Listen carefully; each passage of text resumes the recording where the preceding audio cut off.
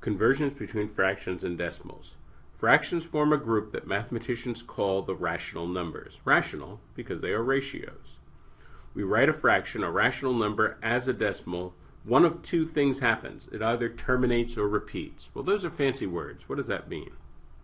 Fractions that form terminating decimals. And of course, terminating simply means coming to an end. So very simply, if we write 1/4 as a decimal, it's 0.25. After two places, the decimal just comes to an end. There's no more decimal after that. There are just two decimal places. That's it. That's a terminating decimal. Another example, 3/8. That's 0.375. So that's also a terminating decimal. It's a decimal that just comes to an end. That's not an approximation. That's the whole thing right there. So these are terminating decimals. If it doesn't terminate, if it goes on forever, then it repeats. Fractions that form repeating decimals. So for example, with 1/3, that's just 0.333 repeating. So it's the same digit repeating over and over again.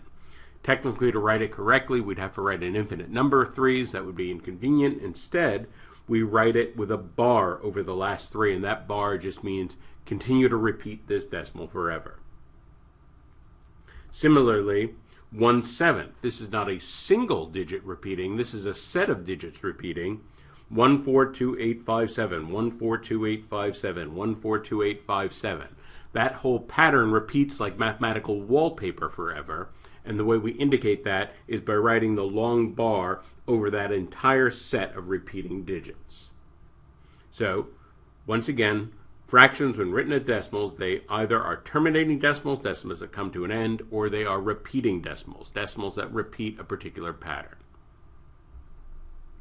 There are a few fraction to decimal conversions you should have memorized for efficiency on the test. Many of these are probably already familiar.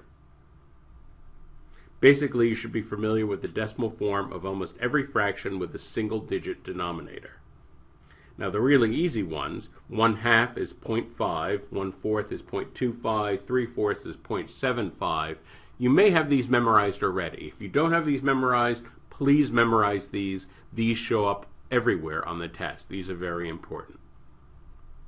Another very popular one, 1/3, is 0.3333 repeating. We've met this already. If we multiply this by 2, we get 2/3 is 0.666 repeating, and of course if we round that off, the last 6 becomes a 7. 1/5 is 0.2. Suppose I just multiply both sides by 2, then I would get 2/5 is 0.4. Or I could multiply both sides by 3, I would get 3/5 is 0.6, or multiply by 4, and I get 4/5 is 0.8.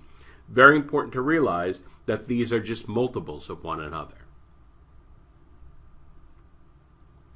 1/6 is 1.666 repeating. And of course, if we round that off, we get a final 7.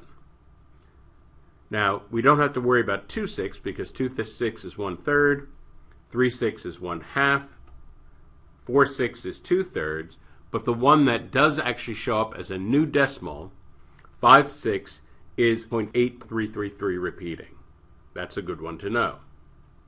Now 1/7, I'm putting this in a slightly different color, 1/7, I'm going to say you probably don't need to memorize this 6-digit pattern repeating over and over again. If you want to memorize this 6-digit pattern, go ahead, be my guest, that's wonderful, but you don't need to have it memorized. I would say if you just memorize the first 3 digits, 0.143, so that's just rounded off to the 1,000th place.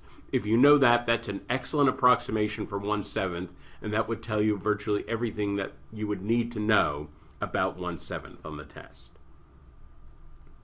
1/8 is 0.125, multiply both sides by 3.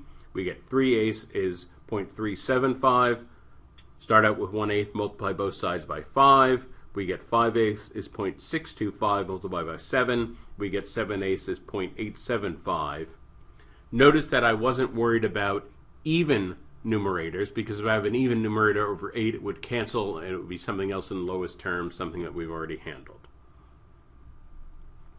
1/9, that's a bunch of ones repeating. Now this is particularly convenient because it means I could multiply by any digit and it would just be that digit repeating forever.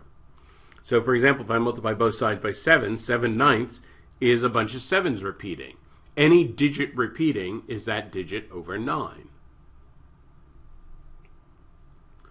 1/10 is 0.1. 100th is 0.01. 1,000th is 0.001. These should be familiar already. But we can use these to get some other fractions. So for example, 1/20th, well, one way to think about that, I'm just going to multiply numerator and denominator by 5. And the reason I'm doing that is because I want to get 100 in the denominator, 5 over 100, which of course is 0.05. That's one way to think about the decimal form of 1/20th. Another way to think about fractions with denominators that are multiples of 10. So 1/20th, I could write that as 1/2 times 1/10.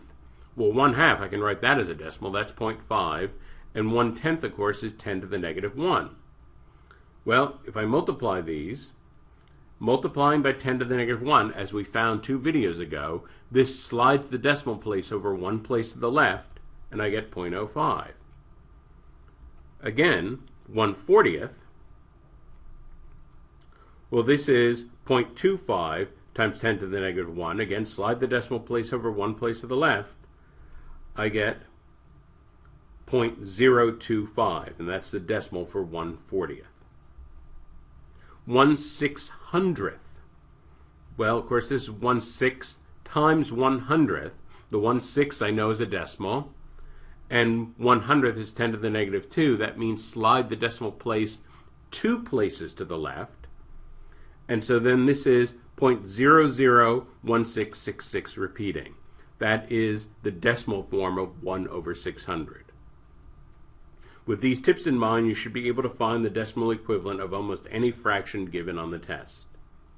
Finally, I will make a few remarks that aren't directly tested, but may help to clear up any misconceptions. All the decimals in this lesson so far either terminated or repeated, but that's not true of all possible decimals. When fractions, aka rational numbers, are written as decimals, they always terminate or repeat. That part is true. The decimals that neither terminate nor repeat are called the irrational numbers, the numbers that can't possibly be written as a ratio. These numbers go on forever in a non-repeating pattern. Familiar examples include pi and square roots of numbers that aren't perfect squares. So for example, here are some famous irrational numbers. Of course, pi, the square root of 2, the famous mystical number, the golden ratio. All these go on forever, and there's no repeating pattern.